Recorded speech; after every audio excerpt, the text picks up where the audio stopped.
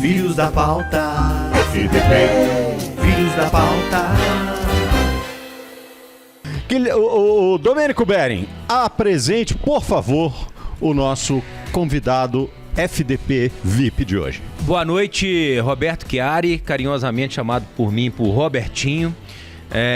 Trabalhamos juntos por 18 anos no Atlético, sabe tudo de fisiologia e vai tirar as nossas dúvidas aqui, as dúvidas que o torcedor porventura tenha, mande pra gente aqui nos nossos canais, pode mandar áudio. Pode, 99316-9898, 99316-9898, manda aí, se você tiver aquela dúvida especial, Robertinho vai resolver pra você. Eu vou começar contando como é que foi o convite ao Robertinho. Liguei pro Robertinho hoje e falei, Robertinho, cara, vamos participar do FDP e tal. Ele falou, pô, cara, eu gostaria, mas você sabe que aqui a gente tem umas regras pra seguir. Eu queria que você conversasse com a comunicação e com o Rodrigo Caetano. Eu falei, perfeitamente.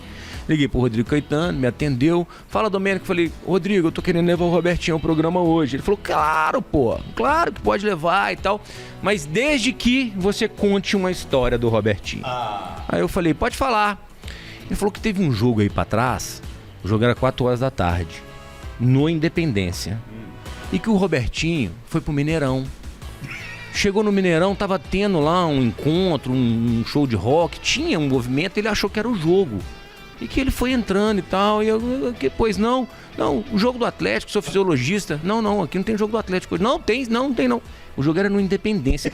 E que ele chegou no Independência e contou a história ainda. Porque o Robertinho é o seguinte, cara, o que ele tem de competente, ele tem de desligado. Entendi. Então assim, ele marca às 4, eu morri de medo dele não chegar aqui hoje. Ele chega às 4h20, ele marca o futebol ali na casa dele às 4 horas da tarde e ele chega às 5h30. Cara, o cara nem te apresentou ainda, já tá te quebrando assim. Não deixa não, deixa que eu termine essa história. Então vai lá. Mas seja muito bem-vindo, você desculpa essa apresentação e tudo mais, mas sou obrigado a perguntar, é verdade, você foi pro estádio errado? É verdade, mas tem aquela história, né? Quem conta um conto, aumenta um ponto, né? Pois é, já... Eu aumento, mas não invento. Tão contada que já foi essa história, já foram muitos pontos. Bom, primeiro, boa noite, prazer imenso participar com vocês aí, Guilherme, Bob, Domênico, eu assisto o programa sempre, um jeito leve que vocês conduzem o papo sobre o futebol, esporte, muito legal e para mim realmente especial poder participar com vocês hoje. Mas, enfim, esse caso aí que o Rodrigo Caetano mencionou com o Domênico, isso é verdade, né? Mas isso foi num período da pandemia em que ainda não havia torcida nos estádios. E a gente, como mandante, sempre jogando no Mineirão. Daí, entrei no meu carro no CT e fui pro Mineirão, fui pro estádio, fui pro Mineirão direto. Só que era um jogo do Campeonato Mineiro que, se não me engano, foi a Patrocinense que ela estava mandando o jogo no Independência. Eu cheguei no Mineirão, normalmente ali, apesar de não ter a torcida no entorno do estádio, né, ainda era sem torcida, mas normalmente sempre tinha ali um policiamento ali tomando conta da entrada do estacionamento e tal, tinha sempre uns meninos ali da região, ali de bicicleta na frente. Cheguei no estádio, não vi nada disso. Aí embiquei no portão de estacionamento, aí tinha uma senhora no estacionamento, ela olhou pra mim, eu olhei pra ela não entendendo nada, e eu, não vai deixar eu entrar? Aí ela olhou pra mim e falou assim, você veio pro evento? O evento era alguma coisa ainda, como não estava tendo público, mas alguma coisa ali no espaço do estacionamento, devia ser alguma exposição, alguma coisa também para algum grupo fechado. Eu falei, que evento? Aí no que eu falei, que evento? Eu me toquei, meu Deus do céu, eu tô no estádio errado. Sorte que eu consegui chegar a tempo ainda na Independência, mas de fato o caso do Rodrigo é verdadeiro. Eu tive que contar porque senão eu não te liberaria pra vir. Isso já aconteceu comigo com o aeroporto. Lá correndo e tal, pra chegar e tal, não sei o que. Cheguei. Eu vou em Santos, puta. Cheguei, beleza, agora só vou no check-in, peguei aquela fila enorme e tal, não sei o que. Agora eu cheguei no check-in, o cara falou assim, tudo bem, mas o voo é no Galeão. Isso já aconteceu com a minha esposa também, mas em São Paulo. Né? Ela foi para Guarulhos, o voo era em Congonhas. Um pouquinho mais longe. Pode acontecer com qualquer um. Robertinho, a primeira pergunta que eu queria te fazer, e aqui o nosso papel é ser bastante didático, assim. O que exatamente faz o fisiologista dentro da comissão técnica? Bom, essa é uma pergunta legal, porque eu acho que essa deve ser uma dúvida, né, do torcedor de uma maneira geral, né? Mas o fisiologista, ele é um profissional, uma função que apareceu no futebol já há algum tempo, mas não tanto tempo assim, né? E acho até legal a gente mencionar aqui que um dos pioneiros no Brasil e no mundo com essa função no futebol foi o Emerson Silame Garcia, né? Que o Guilherme Mendes deve ter tido a oportunidade de trabalhar, né, no Cruzeiro. É uma grande referência para todos nós fisiologistas do Brasil, né? O Emerson e o Luciano Salles Prado, que eram também do Atlético, foi quem me levou pro Atlético. Bananinha. Exatamente. E são grandes referências, né, pra gente, são pessoas, além de pessoas excepcionais, sabem muito, são excelentes profissionais. E eles abriram essa porta pros profissionais, né, da área de ciência do esporte poderem atuar diretamente com o futebol. Bom, o fisiologista, ele é um profissional que a formação dele normalmente é em educação física ou medicina, tá? Ele tem uma especialização em ciência do esporte, tá? Que é o meu caso, eu sou formado na UFMG em educação física, fiz uma especialização em São Paulo em fisiologia do exercício, o meu mestrado em ciências do esporte aqui na UFMG. E no dia a dia do futebol, o fisiologista, ele trabalha com a ciência aplicada ao esporte, tá? Então, todos os testes físicos que são feitos com os jogadores, seja na pré-temporada, quando um jogador é contratado, quando um jogador está voltando de um período de afastamento por lesão, e toda a mensuração, né, da condição física daquele atleta, todo o uso de tecnologia, ele é feito pelo fisiologista. Tá? E ele traz essa informação para a comissão técnica, para o preparador físico, para que o trabalho possa ser conduzido da melhor maneira possível, né? Não adianta a gente nem queimar a largada e também ficar com o freio de mão puxado demais.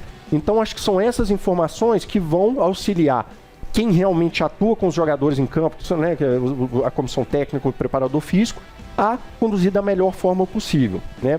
O fisiologista também é aquele profissional que ele mede a carga de trabalho dos jogadores. Hoje acho que todo mundo já viu, depois de jogo, às vezes quando o jogador tira a camisa, eles usam parecendo um sutiãzinho assim, que você põe um GPS acoplado num bolso na nuca. Aquele GPS dá toda a informação de tudo que o jogador faz no treino, no jogo, né? Então a gente analisa essa informação, né, para a gente entender como é que foi o desgaste físico daquele atleta, né? E a gente traz toda essa informação para o dia a dia do trabalho.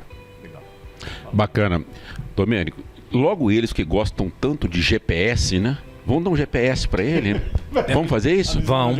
Aí vamos monitorar por onde anda Robertinho. É isso aí. Vamos fazer? Roberto, obrigado pela sua presença. Eu costumo dizer o seguinte, tem duas áreas do futebol que eu sou fascinado, a fisiologia e com análise de desempenho. Então, durante o tempo que eu passei lá no Cruzeiro, eu gostava muito de ficar em volta desses profissionais, porque eu acho que o trabalho de vocês é realmente espetacular. Parabéns. E tudo que o Domênico fala aqui a seu respeito são só elogios, brincadeira à parte. Obrigado. Para o torcedor entender, por que o fisiologista um dia vira para o treinador e fala: ó, amanhã você não deve usar o jogador tal porque ele está perto de uma lesão. Como é que vocês chegam a essa conclusão?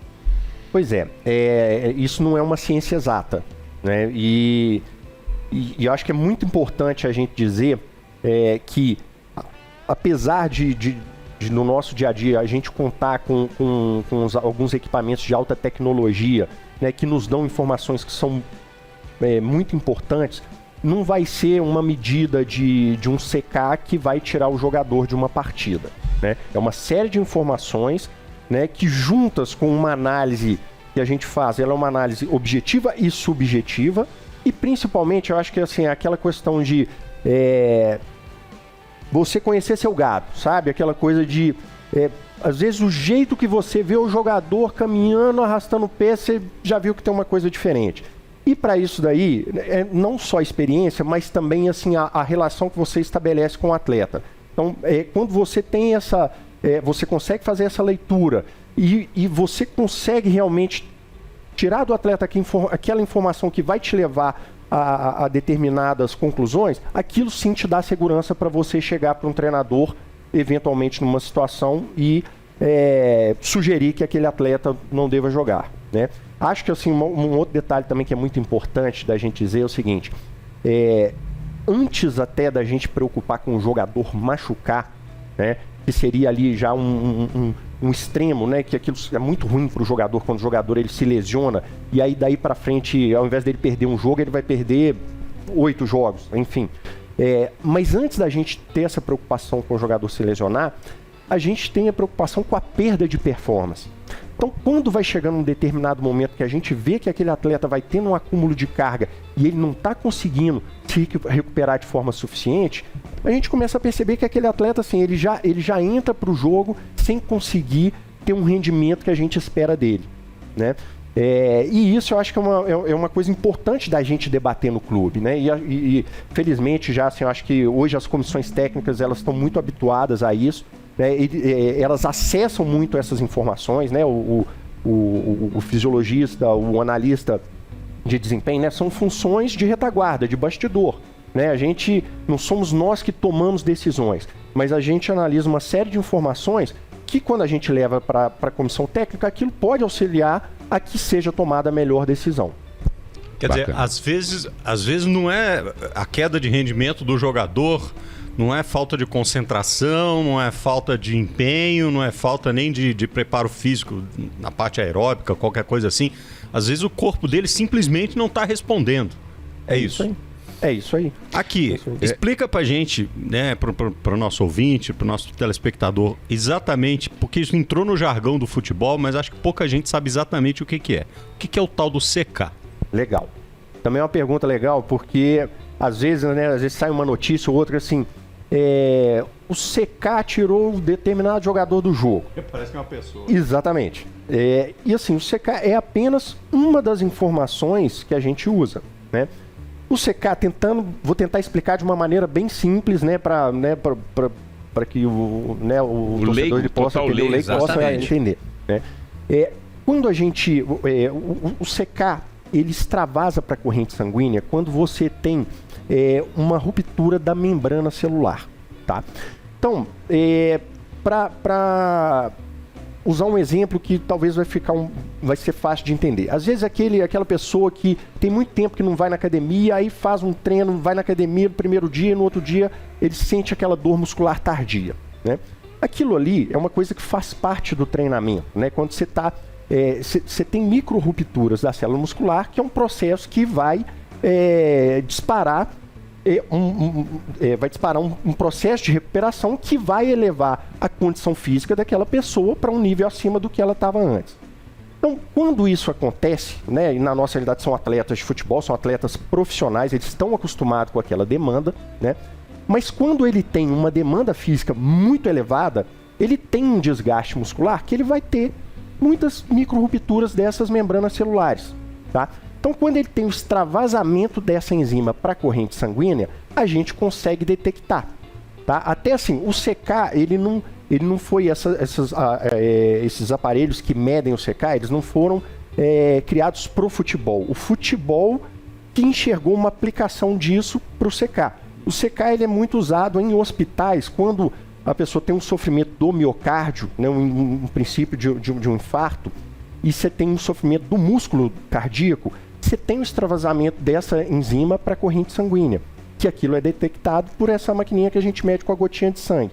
Então, esse CK a gente consegue também quando você tem essas micro-rupturas da célula muscular. Entendam, importante só ressaltar, a micro-ruptura não é a lesão muscular, não é a lesão da fibra, tá? A micro-ruptura é um processo normal de um desgaste de um treino muito desgastante ou das partidas, que é onde o atleta tem o maior desgaste possível. Então, quando a gente... e os atletas, de uma maneira geral, a gente tem uma rotina de avaliação. Então, a gente sabe que aquele atleta, isso vai muito da individualidade biológica de cada atleta, a gente sabe que aquele atleta, depois de uma partida de futebol, ele tem um intervalo de valor de CK que ele oscila dentro daquilo. Quando a gente faz uma medida e ele tem uma medida muito acima daquele valor que é a referência pessoal daquele atleta e, juntamente com isso, o atleta manifesta uma percepção subjetiva de cansaço muito alta, tá? A gente tem também informação que a gente usa muito também da câmera termográfica, que é uma imagem do calor do calor que é emitido pela pele do atleta, né, que a gente entende que é aquela musculatura que está ali por baixo quando ela tem uma atividade metabólica muito elevada, né, ela transmite esse calor para a pele e essa imagem consegue detectar. É uma das informações que a gente usa também. Mas, sobretudo, quando tudo isso converge no mesmo sentido do que o atleta está percebendo, aquilo é um sinal muito evidente para a gente que aquele atleta, ele está muito cansado e provavelmente ele não vai estar suficientemente recuperado para poder participar de uma partida seguinte, né? Então, quando a gente está num batidão, né, de jogando quarta, domingo, a gente oscila um intervalo entre jogos de 72 a 96 horas. Muitas vezes, quando você vai tendo um acúmulo residual dessa fadiga e o atleta não tem tempo suficiente para recuperar, aquilo vai acumulando até chegar num determinado ponto que realmente ele se torna perigoso para o atleta. Robertinho, nós três aqui jogamos no mesmo time. O Guilherme joga com 11% de gordura, o Bob joga com 9%, eu jogo com 10%. Não necessariamente existe um número que você fala, todo mundo no time tem que jogar com 10% de gordura. Cada um tem uma fisiologia diferente e um percentual que normalmente é bom para mim pode não ser pro Bob, que pode não ser pro Guilherme. Correta essa informação? Ok. Beleza. Quando o cara chega na segunda-feira para fazer o percentual de gordura, você tem lá os dias da semana que você faz, que você colhe esses dados, eu imagino que aquele jogador que extrapolou o final de semana ou a folga, ele deve falar, putz, lá vem o Robertinho tirar meu percentual de gordura. Eu comi minha picanha, eu tomei minha cerveja. É fácil perceber, é perceptível você falar, pô, o Bob bebeu, o Bob fumou um cigarro, o Bob chutou o pau da barraca, comeu picanha. Você tem essa percepção do cara que sai da linha? O cara botar esse recorte na internet vai ser engraçado. Mas o Domênico falando, o que eu posso ver? Nada disso, viu, gente? Pois é, mas você sabe que não. Sabe, assim, pra gente, pra uma pessoa, ela engordar 1 quilo, o que é engordar 1 quilo? Não é aumentar um quilo de peso, porque isso daí, de repente, se você tem uma dieta com muito sal, aquilo vai fazer você reter mais líquido, você vai ter uma oscilação de peso, né, tipo de um dia para o outro, que aquilo não significa necessariamente que o atleta engordou, né? Mas, para a pessoa realmente ganhar 1 quilo de gordura, ela precisa ingerir a mais do que ela gastou 9.000 calorias. Tá? Então é muita coisa. 9.000 calorias é praticamente... vamos dizer que um atleta profissional ele tem aí um gasto calórico diário em torno de 3.500, 4.000 calorias, que é bastante elevado, né? Então, para ele fazer num final de semana um ganho, um balanço calórico positivo, né? ele comer 9.000 calorias a mais do que ele gastou, isso é praticamente impossível, né? Então, assim, o que a gente percebe muito é quando o atleta retorna de férias. Aí é normal, assim, é muito fácil perceber que o atleta engordou. Mas, assim, um deslize de um final de semana, não, né? Na verdade, a grande preocupação que a gente tem, que a gente monitora muito, né, essas oscilações bem transitórias de peso, e o que preocupa pra gente é quando o peso está abaixo, tá? Por quê? O atleta, ele desidrata muito num jogo de futebol. Nós já chegamos a fazer medida, assim, daqueles jogos às 11 horas da manhã, né, debaixo de um sol rachando. O atleta desidrata muito, ele de pegar uma diferença de peso, tá, de antes do jogo para depois do jogo, não é quando ele entra no vestiário, não, é depois que ele já se hidratou tanto que ele quis, o tanto que a gente ofereceu, já tomou o banho dele, já meia hora depois do jogo. A gente ainda tem perdas de 3% do peso corporal. Ou seja, imagina o tanto que esse atleta desidrata. Então, se ele não tem um cuidado, quando ele está ali dentro do vestiário, a gente tem esse cuidado. O fisiologista está ali de cima. Você não espera o atleta ter sede para beber água, para beber um isotônico. A gente fica de chato em cima dele o tempo todo para que ele se hidrate o máximo possível. Mas dali, quando ele vai para casa, a gente não sabe como é que vai ser a conduta dele. Então, quando ele chega no dia seguinte, eu tenho o peso dele, e eu vejo que o peso dele ainda está 1 quilo abaixo de antes do jogo, meu amigo, vem cá. Você precisa começar a se cuidar um pouco melhor. Não só quando você está sob nosso olhar, mas você se policiar em relação a isso daí. Porque a qualidade da recuperação do atleta, a gente já tem, assim, o intervalo entre jogo chega a ser 72 horas, é pouquíssimo.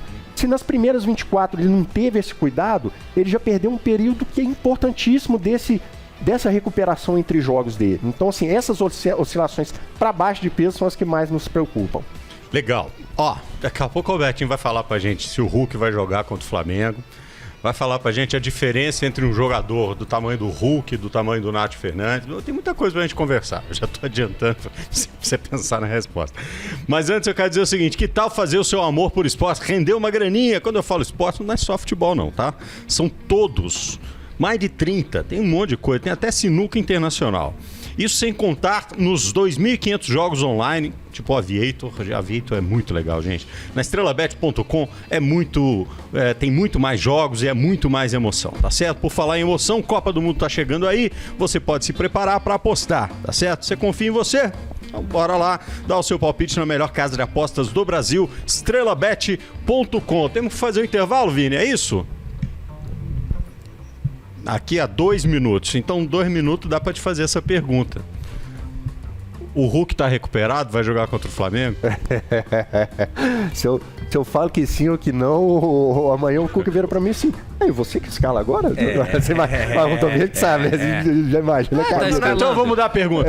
Ele tem condições físicas de jogar? Tem condições físicas de jogar. Então, você tem condição física. Senão amanhã, quando ele chegar na porta do CT, vão avisar pra ele, é pra você passar lá na sala do Rodrigo Caetano. É isso aí. Em primeiro lugar, você vai conversar com o Rodrigo. Não, mas aí imagina o seguinte, aí eu tô fazendo essa conclusão. Se ele tem condições de jogar, se é um jogo contra o Flamengo, por que é que o treinador não ia colocá-lo para jogar? Não. Um jogador do tamanho do Hulk. Condições para jogar passa pela parte clínica, passa pela parte física, passa pela parte tática, que aí óbvio que se ele tiver as outras condições, o Cuca vai botar para jogar, mas de repente assim, clinicamente ele tá bem, mas fisicamente, por não ter treinado, sei lá, 2, 3, 4 dias, ele tá abaixo. Eu acho que vai. Deixa eu te perguntar uma coisa aqui. A do Hulk a gente já perguntou, já fizemos as nossas inferências a respeito. Qual é a posição... Tira o goleiro. Qual é a função dentro de campo, o jogador que tem mais desgaste, ou não tem isso? Depende do atleta, independentemente da função que ele faz dentro de campo. As duas coisas, né?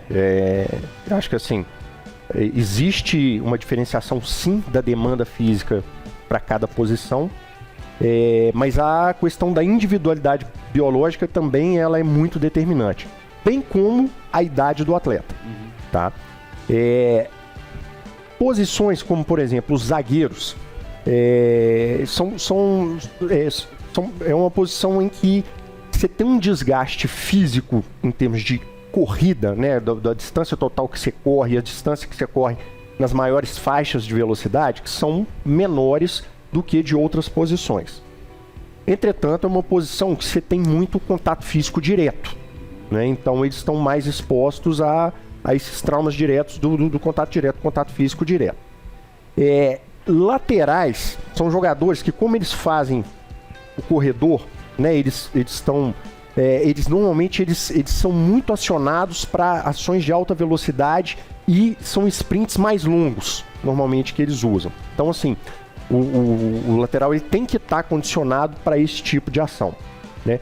Os meias, eles precisam ter uma condição física geral muito elevada, porque são os jogadores que estão sempre participando do jogo. O jogo está na defesa, ele está lá. O jogo foi para ataque, ele está lá. Ele precisa, para sempre se apresentar para o jogo, ele precisa ter uma condição aeróbica muito boa, né? E os atacantes, normalmente relacionados à velocidade, né? Então você tem posições, por exemplo, enquanto um meia que corre bastante, né, como por exemplo o Zaratio, corre 12 km por jogo, um jogador que está sempre se apresentando para o jogo. Jair corre distâncias muito elevadas. Você tem jogadores de ataque que eles não correm 12 km por jogo, mas, entretanto, o que eles correm acima de uma determinada velocidade, a gente usa, por exemplo, uma zona determinada de velocidade, que é uma zona acima de 25 km por hora. Os atacantes são os que mais atuam nessa zona de velocidade. Porque toda vez que eles são acionados, são ações de disputa, que eles, seja uma bola lançada no espaço vazio, que ele tem que chegar antes do zagueiro, então ele precisa trabalhar muito nessa zona de alta velocidade. Então ele tem que estar condicionado para isso daí. Legal. Bacana. No primeiro bloco, o Robertinho falou um negócio que é extremamente importante, Bob. Eu fiz 2 encontros com a imprensa lá na Toca da Raposa, e para ouvir fisiologista, fisioterapeuta, preparador físico, médico. E o Robertinho citou algo assim que normalmente quem analisa os jogos não leva em consideração. Quando ele falou, o atleta, quando ele não está 100%, ele perde performance. E muitas vezes o atleta não está bem no jogo e os analistas arrumam várias justificativas para aquilo, quando na verdade ele está perto de um esgotamento, ele está longe da melhor condição física. É que nem você falava para mim no ponto, eu odeio comentarista. Odeio comentarista. Isso é uma coisa. A segunda coisa, quando ele falou também no primeiro bloco lá... E no meio do comentário, né? No meio do comentário. Geralmente quando eu estava no meio da frase, assim, ele falava, era para ver se eu tinha controle emocional. Eu vou ter que contar essa história, ele está me provocando demais, a quarta ou quinta vez que ele fala aqui. Saquei. Um dia ele estava falando demais na transmissão, aí eu entrei na comunicação e falei, eu odeio comentarista. Falei brincando. E as pessoas que estavam no controle adoraram aquela brincadeira. O Jean, que era do corte, achou sensacional. Toda vez, baterista, toca junto com o Bob. E toda vez que o Bob começava a falar demais, ele cutucava, vai lá. E eu falava e via no semblante do Bob o quanto ele ficava... Pode falar? Pistola, né? Pistola agora. Ficava nada. Puto. Mas vamos voltar lá no Robertinho. Robertinho, e outra coisa também que é bacana a gente explicar, quando no primeiro bloco o Robertinho não se posicionou se o Hulk vai jogar ou não. Esses profissionais, Bob, eles precisam ser extremamente preservados. As informações deles não passam assim, a gente não entrega para a imprensa, porque são informações tratadas de forma interna. Cabe ao treinador decidir ou não, e a postura do Robertinho as pessoas precisam entender. Agora eu quero te colocar num assunto ainda talvez mais apertado.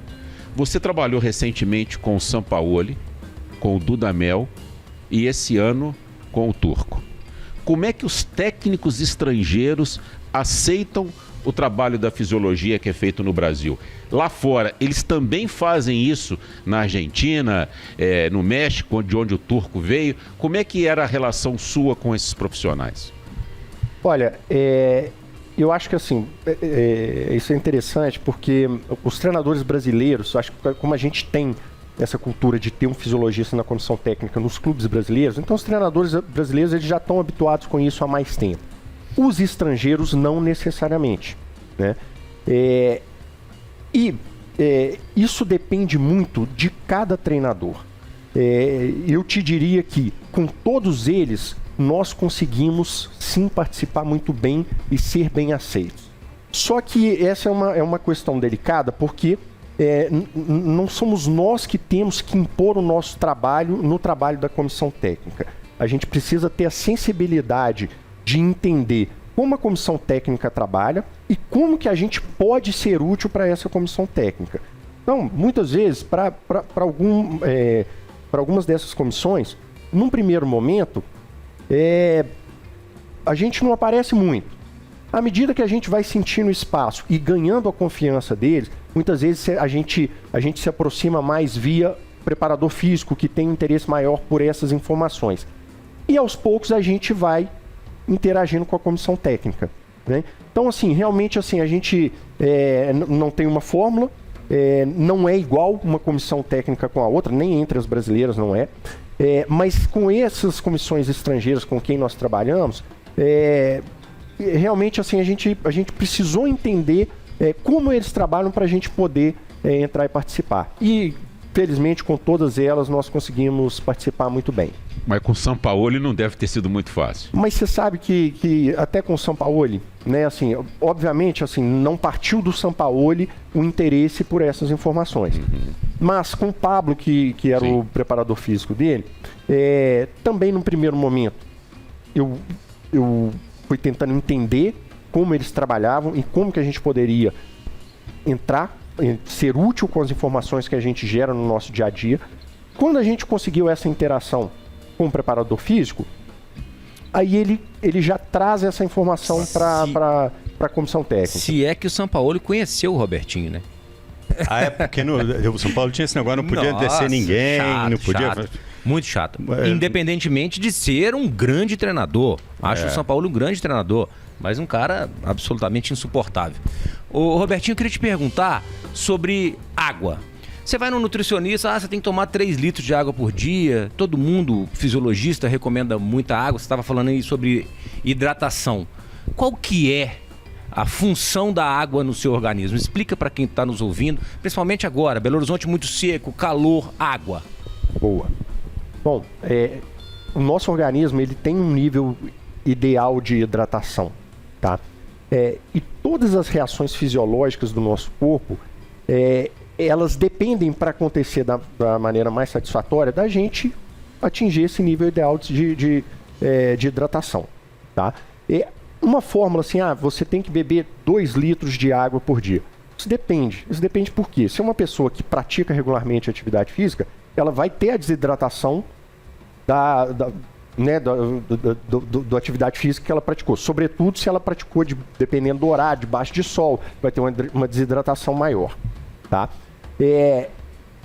As pessoas, elas de uma maneira geral, elas têm dificuldade de beber água, tá? Isso eu acho que assim, a coisa mais importante das pessoas é elas se policiarem para isso. Elas, às vezes, você tem rotina, às vezes, numa refeição de tomar um refrigerante, tomar um suco, mas muitas vezes a gente toma pouca água, tá? Então, acho que um parâmetro muito importante se você está sentindo sede, é porque você já está desidratado. Então, você já errou naquela sua hidratação preventiva, né? Então, a partir do momento que você estabelece uma rotina de tomar uma água quando você acorda, de sempre quando você tem aquelas pausas do seu trabalho, você tomar um copo d'água, você trabalha numa mesa na frente de um computador, você tem sempre uma garrafinha de água para você ir se hidratando aos poucos, provavelmente você vai conseguir ter um nível satisfatório. Outro parâmetro interessante, cor da urina. Se a sua urina é uma urina que está muito amarela, aquilo é um sinal também que você está desidratado. Então, ao invés de repente, de contar quantos litros de água você está tomando, crie o hábito de ter sempre uma garrafinha de água junto de você, seja na sua mesa de trabalho, ter aqueles horários específicos em que você vai tomar um copo de água, mesmo que você não esteja com sede. Porque se você tiver uma cor de urina clara, né, e não tiver chegando em momentos do seu dia que você está sentindo sede, você está conseguindo manter uma hidratação satisfatória. Legal. Nessa história d'água, deixa eu só contar um caso assim. Vai. Hoje, nos treinamentos, em volta do campo ficam lá várias garrafinhas e o pessoal da preparação física, da fisiologia, toda hora pede pro atleta: não esquece de hidratar, toma um pouquinho. Você nasceu em que ano, Robertinho? 76. 76. Então, na época em que o Robertinho nasceu, o Beneci Queiroz me contou uma história que ele era o preparador físico do Cruzeiro e o técnico era o Ilstrick. Naquela época, eles botavam os jogadores para correr o treino físico na arquibancada da Toca 1. Para perder peso, Robertinho, eles obrigavam os atletas a usar capa de chuva e era proibido tomar água, ô Bob. Sauna. Era para perder peso, então botava os caras para correr às 11 horas da manhã até meio-dia, subindo o degrau, e não podia beber água. Olha a loucura e como é que a ciência evoluiu no esporte, né? Loucura. Quanta coisa errada já se fez no passado. É verdade. Deixa eu falar aqui rapidinho da Loja do Galo, porque é o seguinte, o Dia das Crianças já passou, mas se depender da Loja do Galo, a festa da torcida mirim não acaba nunca não, tá ligado? Seguinte, só garantir a camisa especial do Dia das Crianças, uma camisa lavável, vem com as canetinhas pra rapaziada pintar o Galo doido, se divertir bastante, depois lava, pode pintar de novo, é muito, muito bacana. Corra para a Loja do Galo e presenteie as crianças que fazem a alegria da sua vida. É na loja de Lourdes, Shopping Cidade, BH Shopping, Só Marcas, BH Outlet, Labareda, Itaú Power Shopping e na Arena MRV. Loja do Galo, a sua loja. Robertinho, deixa eu te perguntar uma coisa aqui. A gente sempre fala o negócio o jogador tá sem ritmo de jogo, às vezes tá sem ritmo de jogo e tal. Normalmente, quando a equipe tá encaixada, quem tá no banco joga muito menos do que o time titular. O cara que tá no banco, que ele tem menos desgaste de jogo, ele tem mais preparo ou menos preparo, ele tem mais possibilidade de ter uma lesão ou menos possibilidade de ter uma lesão do que quem está atuando normalmente? Olha que interessante isso. O jogador que ele está no banco, tá? Normalmente a gente analisa 3 grupos dentro do elenco de um clube de futebol. Os jogadores que normalmente jogam, né, que estão sempre jogando, os titulares principalmente. Aqueles que vão para o banco e não jogam ou jogam muito pouco, e aqueles que não vão para o banco. E os que mais nos preocupam são aqueles que vão para o banco e não jogam pouco. Porque o jogador que não vai para o banco, ele no dia do jogo, ele treina. Então ele está sempre tendo um estímulo, né, físico para se condicionar. O jogador que está sempre jogando, a própria rotina de jogos é suficiente para manter esse jogador num bom nível de condição física. E o jogador que vai para o banco e joga pouco ou não joga, ele, no dia anterior ao jogo, ele entra no esquema do grupo todo, que já é um treino mais leve. No dia do jogo, ele praticamente não teve demanda física nenhuma. No dia seguinte do jogo, depende da programação, nem sempre é possível, principalmente se você viaja no dia seguinte, você está voltando de viagem, então muitas vezes ele também não tem condições de ser estimulado da melhor forma, da maneira mais adequada fisicamente. Ele perde 3 dias. Ele perde 3 dias. Então esse jogador, ele nos preocupa muito mais com o risco de descondicionar, entendeu? Do que até o jogador que nem vai para o jogo, né? Então são situações diferentes e a gente balancear isso daí realmente é um trabalho muito cuidadoso, né? Que a gente precisa estar muito atento com isso daí. Por isso que a gente faz muito o que a gente chama de quantificar a carga de treinamento, né? Por isso que esses GPS que a gente usa, eles nos auxiliam muito. Porque quando a gente fecha uma semana de trabalho, você tem lá a lista dos jogadores. Você sabe quantos quilômetros aquele jogador percorreu em campo naquela semana, a quantidade de sprints que ele deu, a quantidade de acelerações, a distância que ele percorreu nas faixas de maior velocidade. Então, quando você começa a perceber, passou ali 1, 2, 3 semanas, o jogador que está jogando tem número X, e aquele jogador que não está jogando, está indo para o banco e não está jogando, ele tem número Y, aí, de repente, aquele que é um reserva imediato de um jogador que está jogando, mas ele, o que entrou, ele vai entrar, o jogador titular machucou, vai ficar ali 4 jogos fora. Então, ele vai pegar uma sequência de 4 jogos, e muitas vezes com esse intervalo curto entre jogos, sem estar condicionado suficientemente para tolerar aquela demanda do jogo. A gente nunca vai conseguir reproduzir no treino a demanda de um jogo. Você pode reproduzir em distância total percorrida, ou até mesmo assim em algumas formatações de treino físico, assim, elevar uma demanda física, mas o vigor das ações de um jogo de futebol é só no jogo que você vai conseguir reproduzir, né? Só o jogo que vai trazer isso. Então, por isso que esse tema é muito importante. Olha que legal. São coisas que às vezes a gente não pensa, né, quando vai analisar. Quer dizer, às vezes o cara que entra... Você fala, tá descansado, tem que correr pra caramba. Exatamente, né? Essa é uma análise que muitas vezes a gente escuta, e ao contrário, não é porque o jogador tá descansado e que ele tá em condições de performar fisicamente no jogo, né? Porque tem uma situação muito interessante que uma vez eu usando essa câmera da termografia, né? Isso foi uma vez que numa palestra que eu dei, eu peguei essa imagem da coxa do jogador, e a termografia ela mostra ali o jogador quando ele está com uma temperatura maior da pele, é um jogador que está ali com uma atividade metabólica, um sofrimento muscular de recuperação mais intenso ali, né? Aquele jogador que preocupa um pouco mais a gente. E aí eu coloquei 2 imagens, tá? De um atleta com uma imagem bem limpa e uma imagem com um atleta com uma imagem bem carregada. E falei assim, olha, esse é o fulano de tal que é o titular e esse é o fulano de tal que é o reserva. O fulano de tal titular já está com 22 jogos na temporada e X minutos jogados na temporada. E esse outro atleta, ele está com... participou de 3 jogos sendo que só fez um jogo como titular.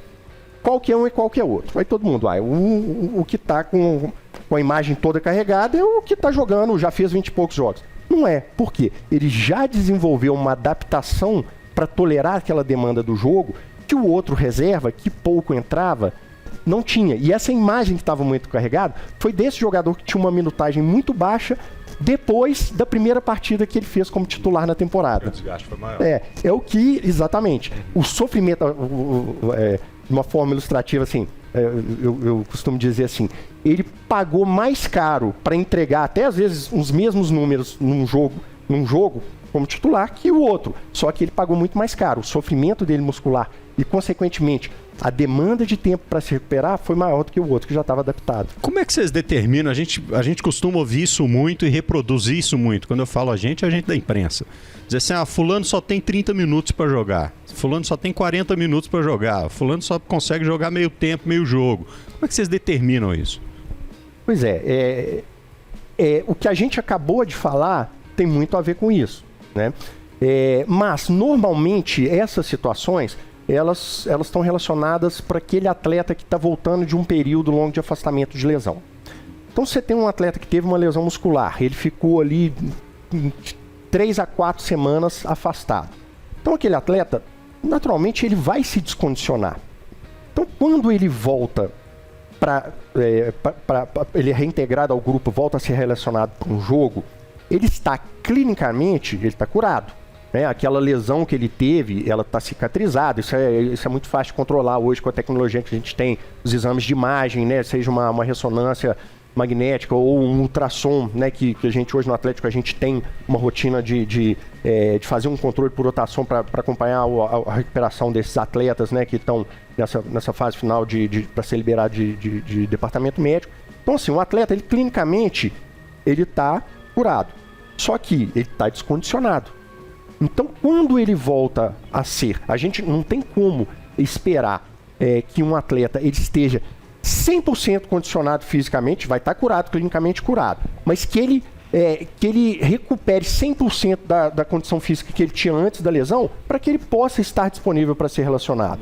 Então, é nessa situação que a gente sabe que ele tolerar a intensidade de um jogo durante 25, 30 minutos, ele vai conseguir. Se colocar ele já para ser titular já de cara, provavelmente o que ele vai acumular de cansaço, de fadiga no decorrer do jogo, pode tornar aquela situação um pouco perigosa para esse atleta. Agora eu não posso deixar de perguntar, nós temos 2 minutos.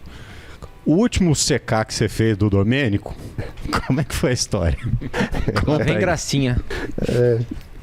E a cara dele? Conta! Bom, o CK foi muito baixo, porque ele não correu nada, né? Isso é sacanagem, eu dei a vida, cara. Eu dei a vida. Mas nós fizemos sem inveja.